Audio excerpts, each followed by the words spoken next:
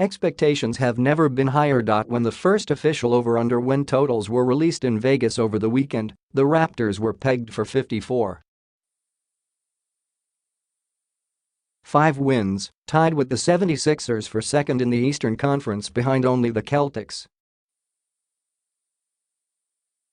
Upon first glance, 54.5 wins probably doesn't seem all too noteworthy for a team that's averaged 55 wins over the last 3 seasons.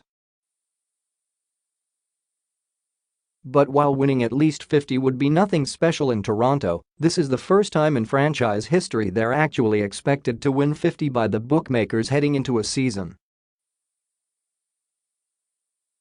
Their previous high water mark was 49.5 entering 2016-17, coming on the heels of a then-franchise record 56 wins and berth in the Eastern Conference Finals.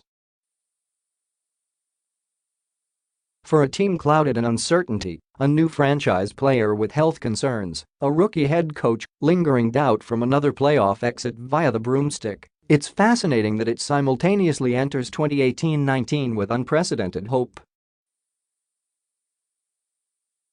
Here are 3 reasons why the Raptors' outlook is so rosy. Kawhi Leonard. No Raptors player has ever finished in the top 5 in MVP voting. In 23 years, the Raptors have never had a player named first-team All-NBA, while Chris Bosh, Vince Carter and DeMar DeRozan just this past season are the only ones to be named second-team All-NBA. Tracy McGrady blossomed after he left, and with apologies to both DeRozan and Kyle Lowry, neither, though certainly all-stars, are the type of transcendent talent that automatically guarantees contention. Enter Kawhi Leonard. If healthy and motivated, Leonard is unquestionably one of the top 5 players in the entire league and arguably the best player in the Eastern Conference. An MVP runner-up, 2-time Defensive Player of the Year and Finals MVP, Leonard quite simply represents the type of top-shelf talent that Toronto has never truly rolled out. Toss in the league's best bench and a second all-star playmaker to help lighten the load, and it's easy to see why the mere presence of Leonard equates to greater expectations. The defense wins championships, or at the very least puts you on the short list of contenders. Over the last 8 years, 6 of the teams to finish first in the NBA in defensive rating made it to at least the conference finals. The exceptions? A 67-win Spurs team in 2015-16 that got bounced by Kevin Durant and Russell Westbrook in the second round, and the 2011-12 Bulls, who finished with the best record in the East before Derrick Rose's ill-fated knee injury in the first round.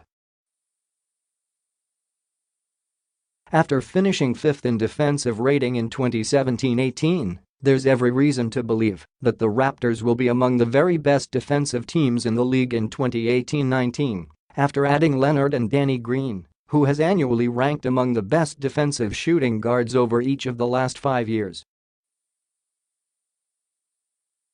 Those two would generate optimism on that end in a vacuum, but even more so when considering they figure to replace nearly all of the minutes taken by DeMar DeRozan.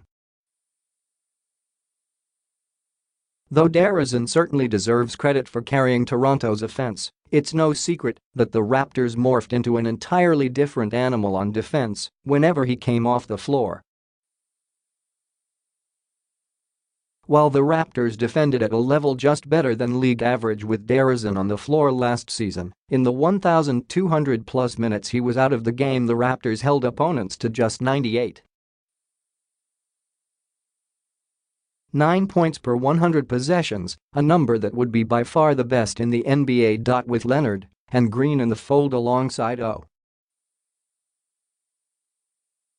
G. Anunoby and Pascal Siakam, not to mention Fred VanVleet, who rates extraordinarily well among point guards, the Raptors have the personnel to consistently put a top-notch defensive unit on the floor.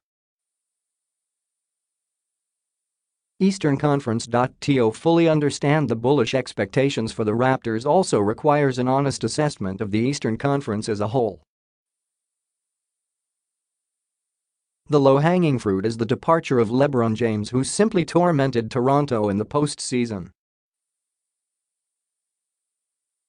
While it's easy to point to his decision to head west as a reason for high expectations in Toronto, the reality is it doesn't have much of an impact on the Raptors' overall win total in the regular season. The bottom of the East helps Toronto's case, as there are 6 teams: Hawks, Bulls, Knicks, Cavaliers, Magic, and Nets projected to win fewer than 33 games compared to just 2 in the Western Conference. Not including the Cavaliers, who are obviously going to be a much different team, the Raptors went a combined 18-1 against those other 5 last season. In addition to feasting on teams towards the bottom of the conference, the Raptors performed exceptionally well last season against the Celtics and 76ers, the 2 teams which figure to also be in the running for the best regular season record.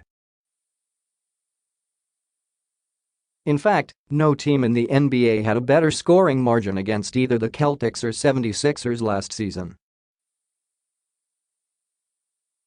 While there's no guarantee of history repeating itself, especially with the return of Gordon Hayward and natural growth of young stars on both teams, the Raptors should have the confidence it can more than hang with them, especially if Leonard returns to top form and states his case as the new top dog among Eastern Conference All-Stars. Throw in the fact that Toronto went a respectable 19-11 against a loaded Western Conference last season, and it's easy to see why the experts consider the Raptors a force to be reckoned with in 2018-19.